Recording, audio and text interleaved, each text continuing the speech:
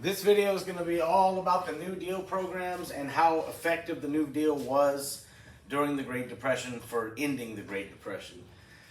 We're going to start off with the Public Works Administration. It is definitely the largest New Deal program. Built items that were needed by local governments like jails and schools and bridges. This is a relief project, which meant that it's giving out jobs to the people that need relief, okay, and employed millions of people. My favorite one is the Civilian Conservation Corps. I love the national parks, folks. I think it's a very important part of America for you to get to go see how beautiful our country is. And the Civilian Conservation Corps took out young men only. They didn't allow women to go in. That's not the reason it's my favorite. But the reason why is because these young men would go out into our national parks and they would build our roads and our bridges and our bathrooms and visitor centers and all the things that it takes to let you see the national park system. That's another relief packet, okay? For the recovery side, we have the National Recovery Administration. Production to prevent overproduction. Legislated production to prevent overproduction. And benefited large companies while hurting smaller ones. Basically what this one's doing is the government was telling you whether or not you could produce so much of a certain product because maybe you're producing too much and the product is gone, the price has gone down. So the program was declared unconstitutional in a court case. It's Schechter Poultry Corp versus the United States because it was unfair in its practices.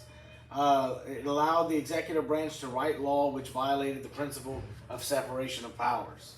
The government in turn created the Wagner Act to preserve the rights of unions to exist and engage in collective bargaining. So for the first time now, we have unions that are legal in the United States of America because of this. And collective bargaining, simply put, folks, it means the more people you have in a union, the more power you have in a union.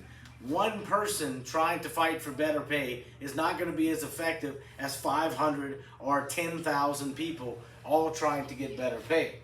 Collective bargaining rights encourage the creation of the Congress of Industrial Organization, which sought to attract skilled and unskilled workers to compete with the American Federation of Labor. So, all right, let's go move on here. The formation of the Congress of Industrial Organization of the 30s was a direct result of which labor union issue? Let's see. Yes, inclusion of unions in unions of unskilled workers. Okay, so this is the first labor union that really allowed unskilled labor union workers to be part of the union, and because of that, they were able to get millions more people into the union, and that definitely upped their collective bargaining power. We have the Agricultural Adjustment Administration. Okay, we're adjusting agriculture through subsidies.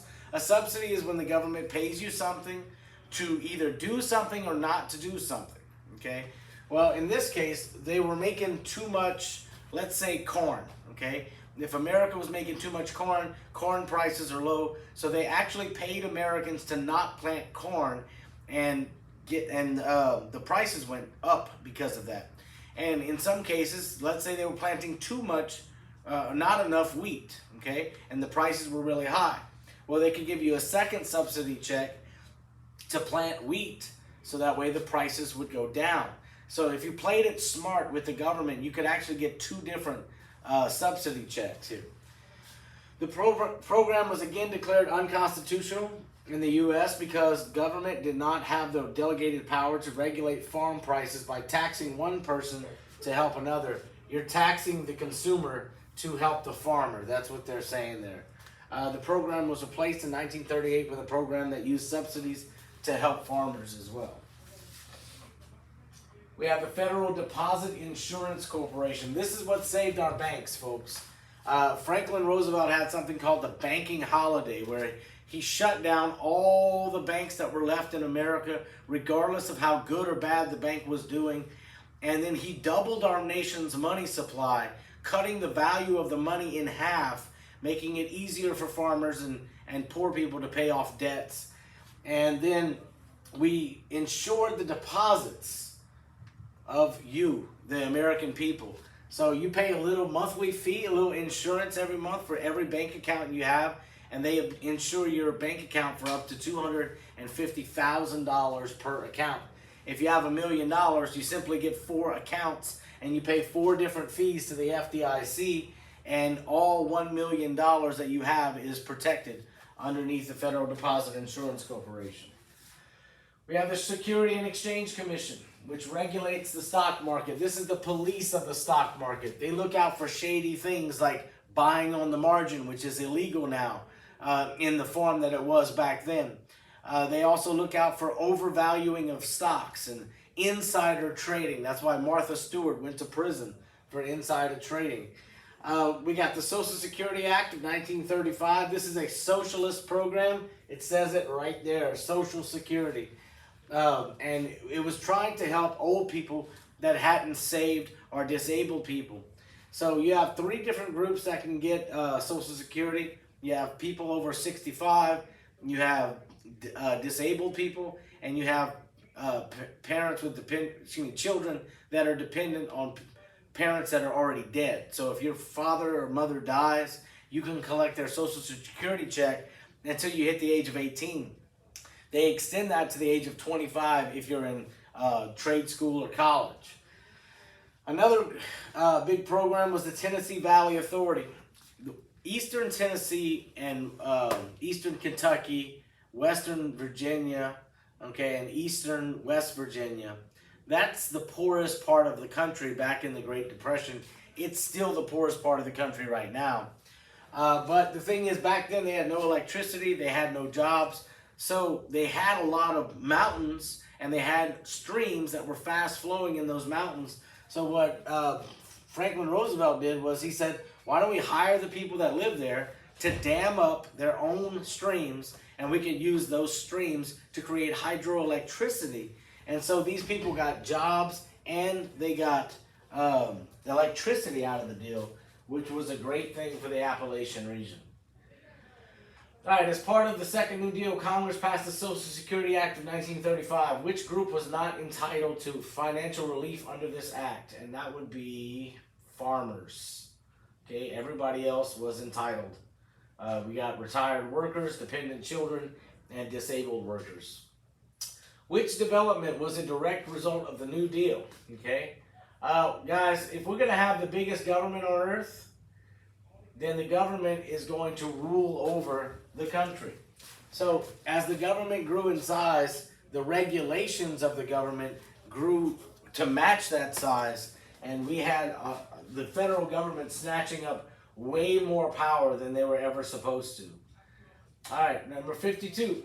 Which New Deal organization boosted confidence in the banks? And that is going to be the Federal Deposit Insurance Corporation. Again, y'all, the federal government is going to insure your deposits for up to $250,000. Back then it was $100,000, but that's been changed in recent years. All right, conclusion. Courts and conservatives, as a group hated FDR. Courts and conservatives as a group hated FDR. I don't know why that's there.